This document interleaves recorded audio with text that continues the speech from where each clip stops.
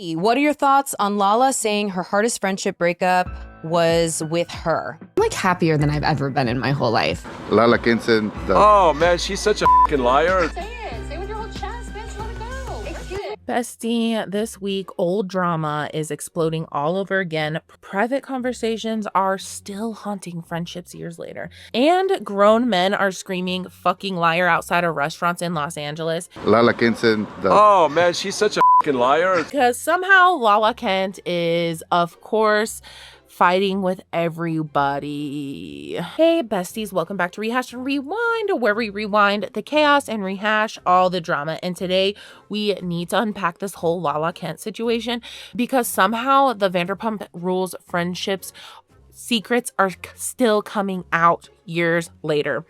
We've got Katie saying that Lala moves funny, Lala admitting to losing Katie was brutal. And now Mauricio, Real Housewife of Beverly Hills star Kyle Richards' husband, is entering the chat calling Lala a liar. Yeah, this escalates pretty quick.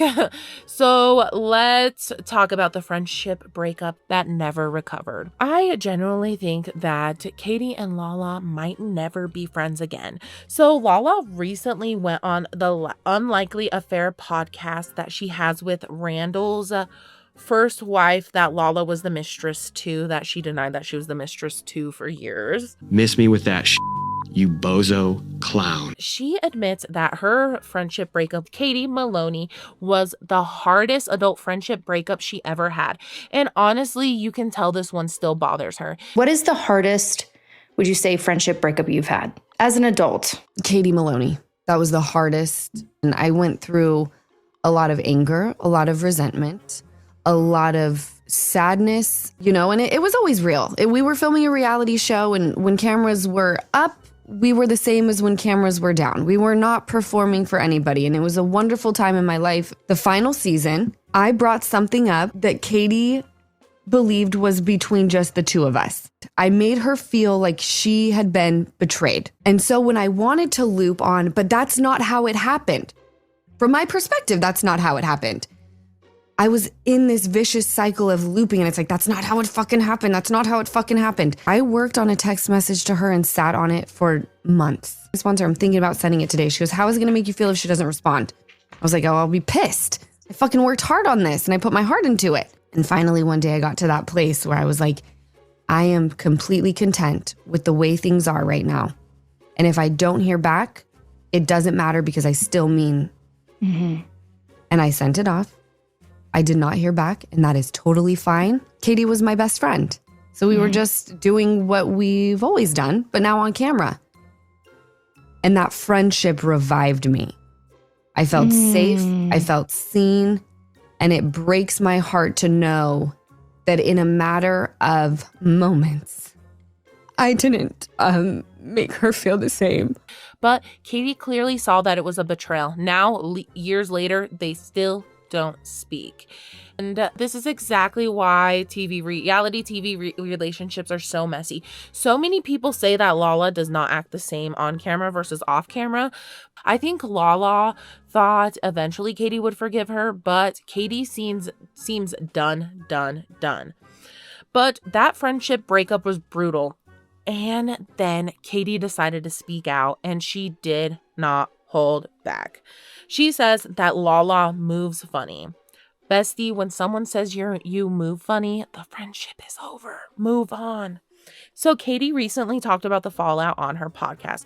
She admitted losing Lala was painful, but she also was shocked how Lala behaved during the reunion and afterwards. I think everyone was like so shocked because she was a monster after season 11. According to Katie, what really bothered her was how Lala kept joking about her ex-husband, Tom Schwartz. And if you know the Vanderpump Rules lore, you know that Katie has always had her insecurities surrounding Schwartz and other women, especially Lala. So hearing Lala joke about hooking up with him is, even as a joke, apparently is not sitting right with Katie. And of course started off with like, there's no need to reply to this. So immediately I was like, cool, because I don't plan on it. The thing is, and I'm not harboring like a grudge. I don't hate her. And the thing is, Lala and I have been down that road more than once. And so it was kind of, I'd be a fool to keep coming back for more. Like, this person's kind of showing me who and what they are.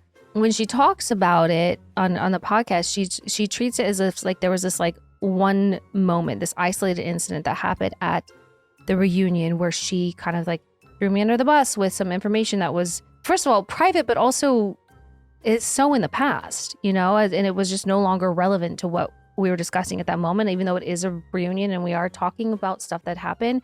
It felt the intention felt malicious. Prior to the reunion, even that whole morning leading up to that very moment, we were cool as fuck. I had just been at her house celebrating Ocean's birthday. We had been texting every day leading up to that.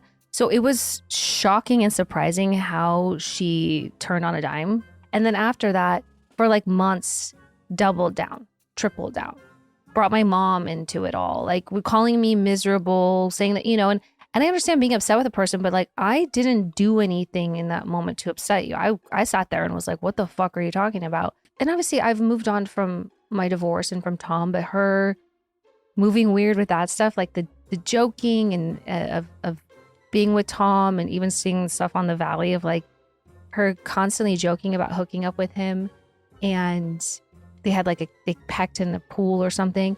It's just, I don't know. It just seems weird. It's like, you're going to cry about our friendship, but then do the very, very thing that you did when you first came onto that show that made me hate you and was try to make me feel insecure, more insecure in my relationship than I already was.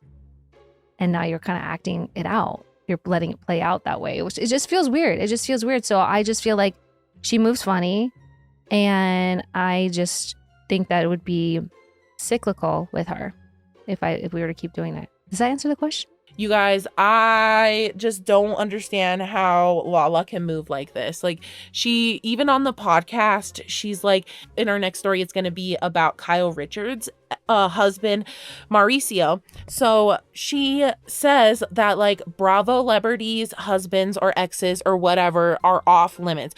And maybe I'm up in the night with this, but I do feel like within our little Bravo community, it is like unspoken sisterhood where you just don't date within the crew, right? Even if you're not on the same show, you just don't do it. Why are you kissing Schwartz? Why are you making out with Schwartz?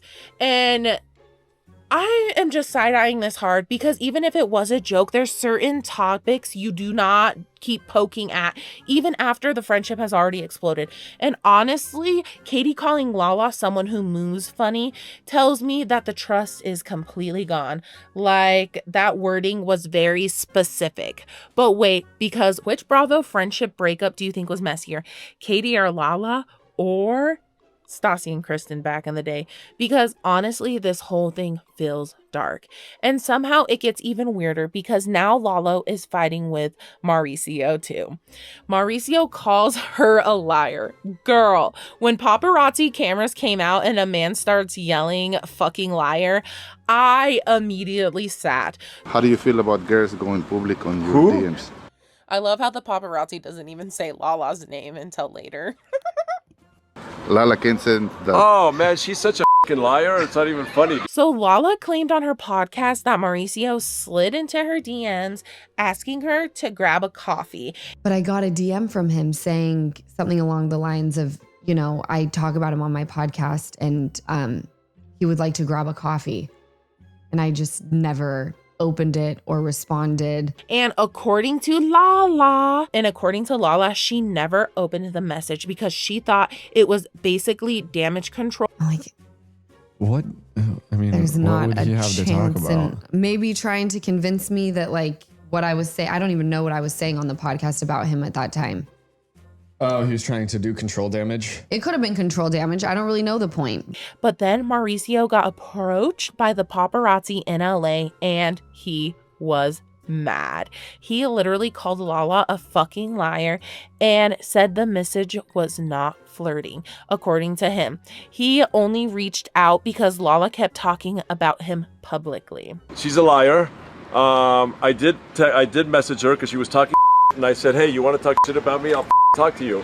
The only way she knew that I invited her to have a coffee is if she would have opened the text. and then leaked the messages, came out through DM, actually said, "Hey Lala, how are you? Hey, I'm wondering, since you seem to have an opinion and speculations about me to whether I am a player or not, I would like to talk to you. Let me know if you are up for that by phone or happy to grab a coffee?" Question mark. I cannot believe Bravo people are beefing through podcasts, paparazzi interviews, leaked DMs, and reality shows at the same time. This is like a multiverse of drama, and this is why I love it. And honestly, I kind of believe Mauricio here, because the actual DM sounds like, "Bitch, stop talking about me." But regardless, Lala has somehow became the center of every Bravo conversation lately. It's staged. Just kidding. Bestie, this week was a lot. The Vanderpump friendships are still crumbling at the core. We have Allie over on The Perfect Match. We have James Kennedy being a father. I totally forgot to mention House of Stassi is going to be featuring 2 Vanderpump Rules people. Yes, Christina Kelly and Katie Maloney and Dana Kathan. So actually 3. I forgot. I just watched the episode on Disrespectfully, and they are going to be on The House of Stassi, and I believe that's streaming on Hulu. I don't remember when it starts, but I'll let you guys know. We have Lala starting beef with Danny. We're going to talk about the Valley. You guys, just let me know in the comments. Do you think Katie will ever forgive Lala? Or do you think that exposing the private conversation permanently ruined the friendship, and how Lala acted like a snake throughout all of it? And if you're not already, please subscribe so we can keep rehashing and rewinding all the drama together. I will see you guys in the next video. Bye. Rehash and rewind, we'll spill the tea. Reality stars and what's on TV. Gossip and scandal, it's quite a thrill.